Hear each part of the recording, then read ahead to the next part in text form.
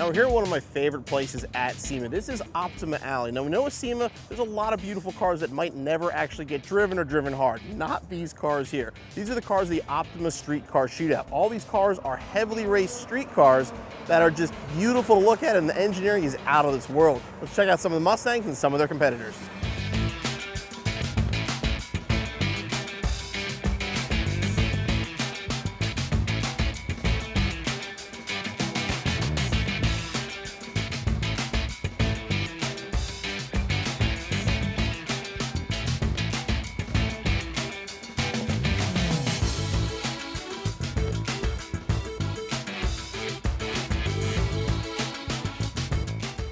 We're here with Cliff Elliott's Code Blue S550 Mustang. Now, Cliff's been racing this car for years, and this thing is an absolute monster. It's powered by a custom-built 5.2-liter engine, cross-plane crank instead of the flat-plane crank.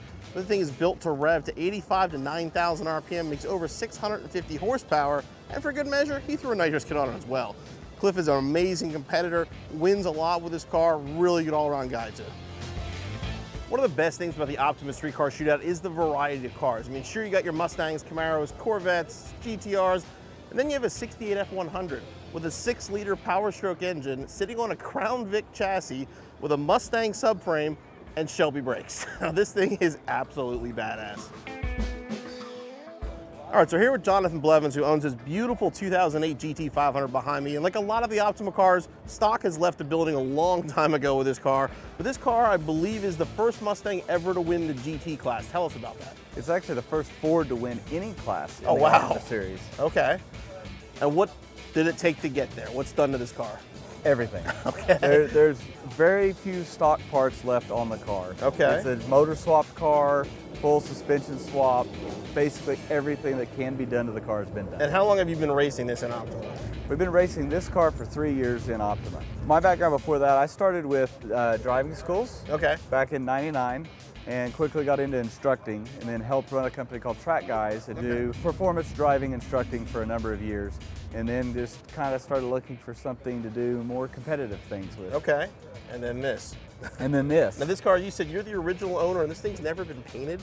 Nope, So just how the many aftermarket races has parts. it seen? It's got over 10,000 track miles on it. Wow.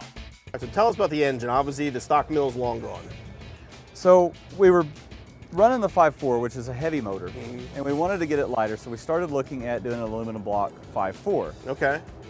Those have gotten very expensive. Okay. So when we started thinking Coyote, we started looking at weights. This motor is actually 225 pounds lighter than the iron 5.4, still 125 lighter than an aluminum 5.4. So you're taking a ton of weight off the front where you don't want it. Ton of weight off. And we were working a lot with VMP, and we still wanted big power, so it was natural to go ahead and stick the Gen 3 on there, get the efficiency of that bigger blower, keep the heat down. We only run 12 pounds of boost in it. And I'm sure you have different tunes for different track conditions. But what kind of power has this engine made? The most this thing's made is 827 rear wheel. Still really, really good power. Oh, and the car weighs how much? A little over 3,200 pounds. Okay, so definitely a very solid power to weight ratio. So you got the power, and obviously an Optima, putting it to the ground is the challenge. What kind of wheels, tires, suspension? I know they're a huge part of this car. Tell us about that. They are. The wheels, we went to a company called Lightspeed Racing, and they made this actually is a billet wheel. Okay. So this custom wheel, they've never made another one. It was made just for this car. Oh, wow. It's a 19 by 11 wheel that weighs under 20 pounds. Wow, okay. So, and brake-wise, we went with something proven. So we actually have the Boss S brakes on this car. Okay. Boss S front, same with the rear, same with the ABS controller. Okay. So that it's all made to work together. Okay. So the front suspension, we ended up with full Cortex on the car. It's their SLA.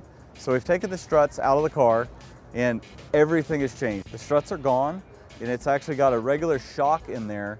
It's a double adjustable JRI coilover, adjustable sway bar, and that keeps your camber gain correct and helps these things turn far better than the strut front ends. Now the rear, is it IRS? Is it still a solid axle? The rear is still a solid axle. Okay. It's a Torque Arm and Watts link, also from Cortex, and it also has Cortex's cambered rear axle. So there's a 1.5 degrees of camber built into that rear axle, and it's even adjustable. Oh, wow, okay. And being that it's a street car, I know this thing has almost a full interior. Let's take a look at that. I mean, you think race car, you think gut. This thing looks like a video game inside. So with the Optima series, they still have to be street cars, and they still get judged on how nice a street car they are. So we wanted to keep it, you know, looking like a street car. So we've done a lot of custom leather work. We've got very lightweight Sparco seats. Wanted to integrate a data logging system. So we went to AIM and got a nice AIM unit, but we didn't want it just sitting out like a race car. Okay. So we had a bezel made by our stereo guys to make it look like it's integrated in. Same with putting in the iPad to control all the stereo equipment in the car. And this is a car you can hop in and drive. You don't just race this. This is, you'll take it to dinner or go on whatever with it. Take it anywhere you want to go. It's still a full car. But the car does have a full cage in it. Okay. So we just hid the cage all behind the plastics. Wow. And we're back here, even the trunk looked show car. This is amazing back here. Tell us about what's going on back in this trunk. So with running that much power and trying to road course with it, we're running Ignite race fuel. Okay. So it's an ethanol. So we needed lots of fuel.